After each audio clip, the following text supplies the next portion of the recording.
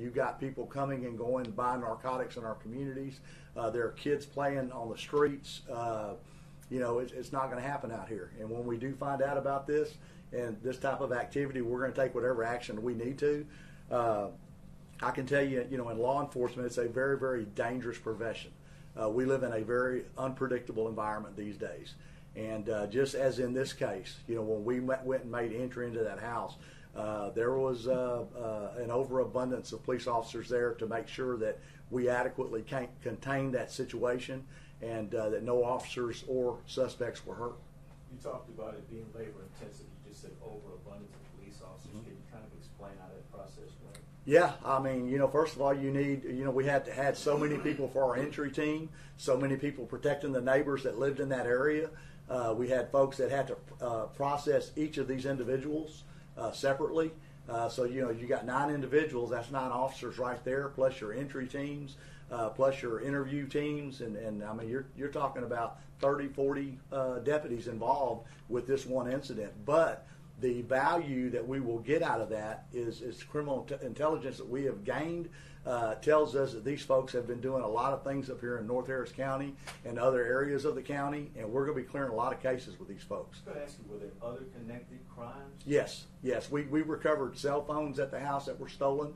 We've recovered a stolen motorcycle at the house and a variety of other items that were stolen. You had I don't remember if you said it, but how did you originally find out? From tips from neighbors that are complaining? I heard they said No. We found out from folks that we arrested on narcotics charges coming from that location. So is that true that neighbors have been complaining about activities going on in that house? Yeah, we don't want to bring them into this. Okay. I mean, neighbors live there, and that's their place where they live. The Precinct 4 Constable's Office learned through traffic stops that we made and arrested folks for narcotics from that location.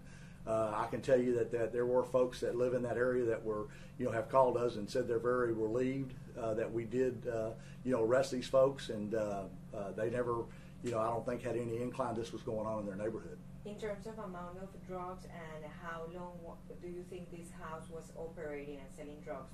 Yeah, we really don't want to go into that. I don't want to go into speculating what could or couldn't have been. I can tell you we got a substantial amount of drugs off the street. The paraphernalia that was there, they had been operating, probably for quite some time, and they were in a position to produce a lot of methamphetamine, and which is a very dangerous narcotic. Produced inside the house? Yes. And you take that coupled with these guys that are known criminals and these ladies that are known criminals, criminals and drugs. I mean, it's a bad combination for anybody. Yes, sir. Constable, what's your message to other people who, other persons, criminals who engage in this trade? It's a matter of time, but you're gonna. Yes, certainly. I mean, in the law enforcement profession. One thing that has always come to fruition is that folks, no matter what your crime is, you always get caught. I mean, I've never heard of a 100% thief or criminal that has never been caught. I haven't heard of it in my 31 years. The message is don't do this kind of activity in our communities. And if you do, we're going to catch you, and we're going to do whatever we got to do to get you processed and get you off the streets. And again, the streets of North Harris County are in a much better position with these folks behind bars. Can you talk about the officer who was injured? Yeah, okay. Are there any other questions on this? Because we're going to switch gears. Pending? Yes? Any other arrests pending in this case? I can tell you the investigation is ongoing. We do anticipate possible more charges. I don't want to say if it's going to be on these 9 or other folks. We're going to let that all play itself out and, kind of go from there. Do we know if they lived in the house? I think maybe a few did, but the others, we don't know what they're. We were happy to get all 9 of them there, to be honest with you. So, I mean, obviously there was 9 people there, and that's how many we arrested. So we were happy, and we're happy with the results. We're really happy with the high bonds that our district attorney put on these individuals, and hopefully it'll keep them off the streets. Do they try to flee or something, or they were arrested without incident? They were arrested without incident. Yeah, again, the manpower that we had there, they weren't going anywhere. So, all right, any other questions on this before we switch gears? Okay. We're going to switch gears to the incident last night.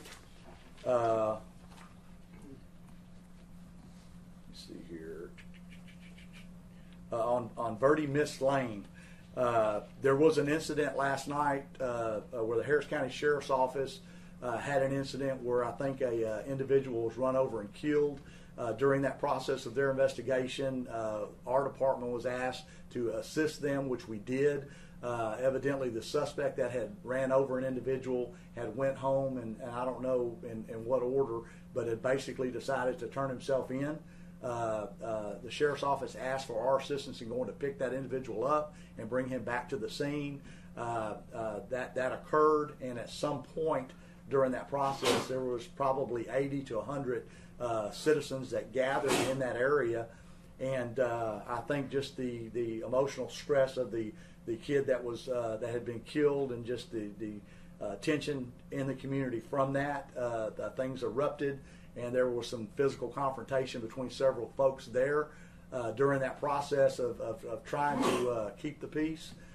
Constable deputies and sheriff's deputies together tried to do what they could do to keep the peace, and there was one of our officers was struck in the head and knocked unconscious. And it was a female officer. She's been with us for about 2 years. She was ground transported to Herman Hospital, where she got released early this morning with a concussion.